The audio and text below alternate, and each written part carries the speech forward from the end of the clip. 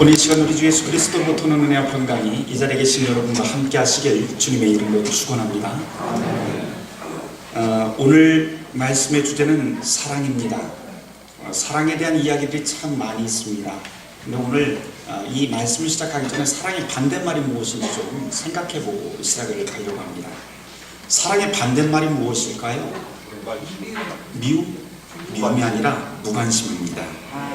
종교학자 루터는 대결인문답서에서 살인하지 말라고 하는 그 계명을 가지고 이 사랑의 계명과 연결을 시킨 대목이 있습니다. 거기서 보면 악을 행하는 것만 살인이 아니고 악을 무시하는 것도 살인이다 그러면서 이 사랑이 무엇인지 쭉 이야기하는 대목이 있는데요. 그거 조금 길지만 제가 여러분에게 읽어드리고 오늘 말씀을 시작하려고 합니다. 오늘 이 오후 예배 시간에 다시 한번 이야기를 하도록 하겠습니다. 살인을 금하는 계명은 단순히 악을 행하지 말라는 뜻만 가르치지 않습니다. 더 나아가 이웃에게 선을 행하지 않아 피해를 미연에 막지 못하고 미리 보호하지 못할 때 이웃의 어려움을 미리 구하지 못해 고통과 피해를 입게 되는 것까지 포함합니다. 예를 들어 당신이 옷을 입힐 수 있는 형편인데도 헐벗은 자를 그대로 두면 살인입니다. 왜냐하면 당신은 그를 얼어 죽게 내버려 두었기 때문입니다. 배고픔으로 고통받는 자를 보았는데 먹이지 않는다면 살인입니다. 당신은 그를 굶어 죽게 만든 것입니다. 마찬가지로 죽음에 직면한 자들 또는 그런 위급한 순간에 처한 사람들을 보거나 또는 구할 방법을 알고 있는데도 구하지 않았다면 당신은 이웃을 살인한 것입니다. 이런 경우에 말로나 행동으로 죽음을 방조한 일이 없다고 변명할지라도 아무 소용이 없습니다. 그 이유는 바로 당신 스스로 사랑의 권리를 제거해버렸고 이웃의 생명을 연장하고 누리도록 할 수 있는 선행을 스스로 박탈했기 때문입니다. 하나님은 이런 사람을 향해 살인자라고 칭하십니다. 육체와 생명이 위험에 직면한 자를 돕지 않고 그의 요구를 무시하는 그런 자들에게 하나님은 종말의 때에 끔찍한 길을 가도록 선고하실 것입니다. 하나님은 그리스도를 통해 선포하고 말씀하십니다. 마태복음 25장 42절에서 43절까지 내가 줄일 때에 너희가 먹을 것을 주지 아니하였고 목마를 때에 마시게 하지 아니하였고 나그네 되었을 때 영접하지 아니하였고 병들었을 때와 옥에 갇혔을 때에 돌보지 아니하였느니라. 이는 곧 네가 나와 내 백성들을 굶주림과 목마름 추위에 죽도록 하였고 사나운 들짐승 가운데 찢기게 하였으며 감옥에서 썩고 궁핍 가운데 나를 죽도록 내버려 두었다라고 하는 말씀입니다. 실제로 이웃을 살인하지 않았다 하더라도 이웃을 불행에 빠뜨리고 그로 인해 죽어가는 것을 방조하고 있다면 이런 사람이야말로 살인자입니다. 그런 사람은 피냄새만 쫓는 사냥개가 아니고 무엇이란 말입니까? 살인자는 그에 대한 책임을 져야 합니다. 이것은 마치 어떤 사람이 깊은 물속에 빠져 허우적거리거나 악천후 한가운데서도 일하고 있거나 불 속에 있을 때 내 손을 내밀어 돕고 끌어낼 수 있는데도 그 상황을 무시하고 그렇게 하지 않는 것도 살인입니다. 그러고도 세상 사람들 앞에서 나는 살인자나 악당이 아닙니다 라고 자신있게 말할 수 있는 사람이 어디 있을까요? 이 계명에 담긴 하나님의 본래 의도가 있습니다. 그것은 누구에게도 해를 입히지 말고 도리어 선과 사랑을 모든 사람에게 증명하라는 것입니다. 여기까지 읽어드린 것은 이제 루터의 대결인문답서에 나오는 내용이었습니다. 여기서 루터는 분명하게 우리에게 가르치고 있는 것이 있는데 사랑의 반대말은 미움이 아니라 무관심이다 라고 하는 것입니다. 그 무관심은 하나님 앞에서 심판을 받는데 그 죄목이 무엇인가니 바로 살인죄목입니다. 그렇다면 우리가 이웃에게 관심을 갖고 사랑을 한다 라고 하는 것은 또 무슨 뜻일까요? 그것은 아주 쉽게 이야기할 수 있는데 그것은 자기를 아낌없이 내어주는 것을 우리는 사랑이라고 말할 수 있습니다. 사랑의 이름으로 돈과 재물을 내어주기도 합니다. 참 의미 있는 일입니다. 그러나 궁극적으로 자기 상대방을 위해서 자기 생명을 아낌없이 내어줄 때 우리는 야, 사랑이 완성되었구나 라고 말합니다. 우린 간혹 이런 위대한 죽음들, 자기 생명을 내어놓는 그 사람들을 보게 됩니다.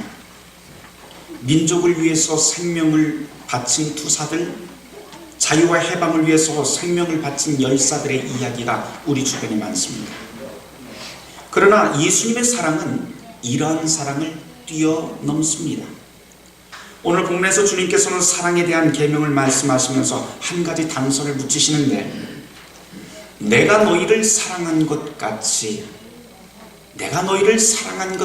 너희도 서로 사랑하라. 이것을 주님은 오늘 새로운 계명이라고 말씀하십니다. 새로운 계명이라고 하는 뜻은 이전의 계명과는 다르다고 하는 뜻이죠. 그럼 무엇이 다르기에 예수님께서는 이전과 다르다고 말씀을 하실까요? 바로 내가 너희를 사랑한 것 같이 라고 하는 이 구절 속에 그 비밀이 담겨 있습니다. 주님이 가르쳐주고 보여주신 그 사랑의 극치를 어디서 볼 수 있을까요? 우리는 바로 십자가에서 볼 수 있지만, 예수님께서 오늘 본문을 쭉 다시 14장까지 읽어보면 거기는 원수 사랑이라고 하는 것까지도 우리는 복음서에서 보게 됩니다. 우리는 사랑의 이름으로 내 가족, 내 친구, 내 사람은 사랑할 수 있습니다. 위대한 독립투사나 열사들도 내 가족, 내 민족을 위해서 목숨을 던질 수 있습니다. 그러나 원수를 사랑하라고 하는 말은 인도의 간디가 고백했듯 오직 예수님만 보여주셨고 예수님께서 가르쳐주신 특별한 사랑입니다. 오늘 본문 말씀이 나온 요한복음 13장이 바로 이것을 보여줍니다. 새 계명인 사랑의 계명을 가르치던 그 자리가 어디였습니까? 바로 예수님께서 잡히시기 직전입니다. 그 유명한 성목요일 제자들과 최후의 만찬을 나누던 때 새 계명 사랑하라고 하는 말씀을 전해주십니다. 오늘 본문인 요한복음 13장 25절 이 앞뒤 단락을 잘 살펴보면 더욱 가슴이 저려옵니다. 왜냐하면 앞단락인 21절부터 30절을 보면 거기에는 당신의 제자 유다가 배신할 것을 예고하는 대목이 나옵니다. 그런데도 사랑하라 하십니다. 본문이 끝난 다음 구절은 또 어떻습니까? 36절부터 시작되는 구절에선 수제자라고 말하는 베드로가 또 배신할 것을 예고하십니다. 이처럼 제자들의 배신이 사랑의 계명 앞뒤를 샌드위치처럼 덮고 있습니다. 그게 오늘 우리의 본문입니다. 그래서 이 본문을 준비하며 묵상할 때 저는 마치 모래알을 입안에 넣은 것 같은 느낌이었습니다. 예수님께서는 제자들이 배신할 것을 뻔히 알고도 사랑하라 말씀합니다. 가장 믿었던 사람이 그렇게 어처구니 없게 배신할 것을 뻔히 알고도 사랑하라 하십니다. 저라면 솔직히 말해서 이렇게 할 자신 없습니다. 그래서 이 사랑하라고 하는 이 말씀이 너무 무겁습니다. 예수쟁이라고 하면서도 이 말씀을 추구도 실천 못하고 있고, 그리고 앞으로도 실천 못할 제 자신을 너무 잘 알기 때문에 제 양심만 더욱 무거워졌습니다. 그런데 이렇게 새 계명을 지키지 못해서 마음이 무겁고 근심하는 우리를 향해서 주님은 또 계속 말씀을 이어가십니다. 요한복음 14장부터 여러분들 성경을 펴고 한번 보시기 바랍니다. 요한복음 14장 1절 말씀입니다. 너희는 마음에 근심하지 말라. 하나님을 믿으니 또 나를 믿으라. 6절 말씀. 내가 곧 길이요 진리요 생명이니 나로 말미암지 않고는 아버지께로 올 자가 없느니라. 12절 말씀. 내가 진실로 진실로 너희에게 이르노니 나를 믿는 자는 내가 하는 일을 그도 할 것이요 또한 그보다 더 큰 일을 할 것이라. 14절 말씀. 내 이름으로 무엇이든지 내게 구하면 내가 행하리라. 15절 말씀. 너희가 나를 사랑하면 나의 계명을 지킬 것이다. 오늘 방금 읽어드린 이 구절들을 다시 좀 살펴보려고 합니다. 14절 1절 말씀, 14장 1절 말씀. 주님은 우리를 위로하시는데 근심하지 말라면서 위로해 주십니다. 무엇을 근심하지 말라는 것일까요? 13장 말씀과 이어서 읽어보면 아주 분명해집니다. 그것은 새 계명으로 주신 사랑의 계명, 원수도 사랑하라고 하는 이 계명 때문에 너희 마음이 무겁게 근심하지 말라는 뜻입니다. 그리고는 6절 말씀에 오직 길이요 진리요 생명이신 그리스도 예수를 믿고 그분 안에 계신 하나님 아버지의 사랑을 바라보라 라고 하십니다. 그리고 12절에 이렇게 말씀하시죠. 나를 믿는 자는 내가 하는 일도 그 사람이 그 믿는 자도 하게 될 것이라고 말입니다. 여기에서 12절 말씀에 언급된 내가 하는 일이라고 하는 예수님의 그 일이 무엇입니까? 구체적으로 무엇입니까? 예수님께서 방금 전 하신 일이죠. 무엇이에요? 제자들에게 배신당하고 심지어 앞으로 또 배신할 것을 알면서도 그 제자를 사랑하시는 일입니다. 그런데 여전히 우리로서는 절대 할 수 없는 일입니다.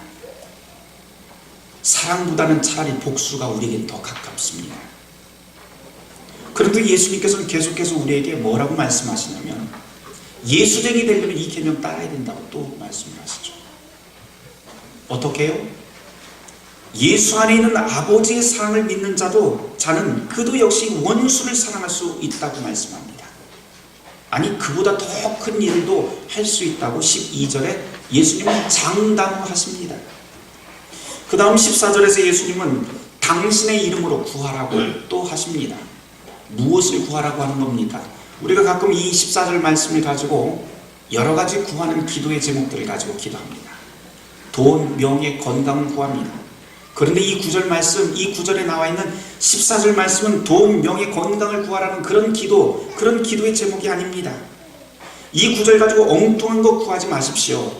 문맥상 이 9절은 분명하게 구할 제목이 있는데 원수 사랑을 못하는 내가 원수를 사랑할 수 있도록 그 사랑의 힘을 구하라고 하는 뜻입니다. 내 힘으로는 사랑 못하니 사랑할 수 있는 힘을 달라고 기도하라는 뜻입니다. 그렇게 하면 사랑할 수 있도록 힘을 주겠다라고 하는 장면입니다.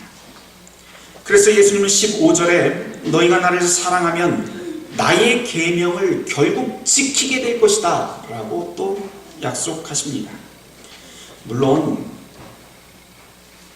이 말씀 듣고 있는다고 해서 우리가 사랑할 수 있는 것 아닙니다. 여전히 우리는 사랑 못합니다. 그래서 이제 주님께서는 우리가 사랑할 수 있도록 또 한 가지 약속을 하시는데 16절 말씀에 보혜사 성령을 영원토록 연약한 우리와 함께 우리를 도울 수 있도록 보혜사 성령을 주시겠다고 약속하십니다. 우리가 감히 할 수 없는 이 사랑을 성령께서 확증해 주시는 시기가 있습니다. 로마서 5장 8절에 보면 사도 바울이 이렇게 고백을 하죠. 우리가 아직 죄인 되었을 때 십자가의 죽으심으로 우리를 향한 하나님의 사랑을 확증하셨다. 십자가의 죽으심으로 우리를 향한 하나님의 사랑이 확증되었다고 합니다. 십자가에서 주님은 완전한 그분의 사랑을 확증해 주십니다. 그 사랑이라고 하는 것, 그것은 하나님 아들의 생명의 중심줄을 배신자들에게까지도 넘겨주는 그 사건이었습니다. 그래서 십자가의 사랑이야말로 모든 사랑의 극한이고 표준이라고 우리는 부릅니다. 또한 이 십자가의 사랑은 죄인과 원수를 구분하지 않습니다. 아군과 적군을 구분하지 않습니다. 모두를 위해서 아낌없이 주는 사랑입니다. 이것을 예수님은 제자들에게 새 계명이라고 말씀하셨고, 바로 이 십자가 사랑을 믿고 내가 너희를 사랑한 것 같이 너희도 서로 사랑하라고 명령하셨습니다. 그런데 여러분, 우리는 이 말씀 아무리 들어도 원수 사랑하라고 하는 이 말씀 앞에 여전히 초라합니다. 십자가를 믿으라고 하는 소리는 매번 듣지만 사실 우리 속에서 우러나오는 그런 사랑의 힘 여전히 제로 상태입니다. 원수 사랑은 고사하고 내 가족, 내 친구, 내 민족, 내 교회 사랑하는 데도 벅찹니다. 그런데 참 다행인 것은 나만 벅찬 게 아니라 예수님의 제자들도 벅차했어요. 이게 저한테는 큰 부흥이 되더라고요. 위로입니다. 그래서 제자들도 이 사랑에 실패합니다. 방금 읽어드렸던 그 성경의 구절, 요한복음 13장 14장에 나오는 그 모든 구절 다 들은 상태에서도 제자들 마찬가지로 실패합니다. 13장 36절 이하, 요한복음 13장 36절 이하를 쭉 읽어보시면 이 제자들의 실패가 확연히 드러납니다. 수제자인 베드로가 말씀을 듣고 목숨을 버려서라도 따르겠다고 호언장담했지만 동트기 전에 예수님을 3번이나 부인합니다. 그런 다음에 몇 시간이 지났습니다. 십자가 사건 보고 모든 제자들은 다 어떻게 합니까? 도망가 버립니다. 십자가 앞에서 더 이상 사랑할 용기도 희망도 사라집니다. 이게 제자들의 모습이고 우리의 모습입니다. 그러나 이내 모두가 다시 반전할 수 있는 기회가 성경에는 등장합니다. 그렇게 도망갔고 실패했던 제자들이 다시 회복되고 전 인류를 향해서 사랑의 힘을 발휘하는 대반전의 때가 일어나는데 그것이 바로 부활의 사건입니다. 실패하고 낭망해 있는 제자들에게 부활하신 주님이 찾아옵니다. 죽음이 끝이 아니다 라고 하는 것을 보여주십니다. 그제야 비로소 제자들은 거기서 죽지 않는 사랑의 힘을 알게 되었고 세상 끝까지 복음을 위해서 목숨을 던지는 진짜 제자가 됩니다. 이 사랑은 눈물의 씨앗이 아니라 기쁨의 씨앗이 됩니다. 이전에는 내 편만 사랑하고 애정을 나누었던 그 제자들이 이제는 적군에게까지, 배신자에게까지 온 인류를 위해서 목숨을 던지고 섬기는 순교의 삶을 걸어가게 됩니다. 이게 바로 부활의 주님이 우리에게 주시는 새 계명, 사랑의 진짜 힘입니다. 그래서 부활을 믿는 자는 곧 사랑하는 자라고 말할 수 있습니다. 어려운 말 말고 좀 쉬운 이야기를 이제 시작을 하려고 합니다. 3명의 자식을 둔 한 아버지가 있습니다. 그런데 불행히도 이 세 아이 중에 막내 아이는 거동을 전혀 못할 정도로 몸이 불편합니다. 그렇다면 여러분이 부모된 입장이라면 이 3명의 자식 가운데 누구에게 가장 많은 애정을 기울일까요? 답은 뻔하죠. 당연히 막내일 것입니다. 3명의 자식 중에서 몸이 성취하는 막내를 사랑하는 그 아버지의 관심과 사랑의 표현은 당연합니다. 그런데 여러분 여기서 한 발만 더 들어가 보려고 해요.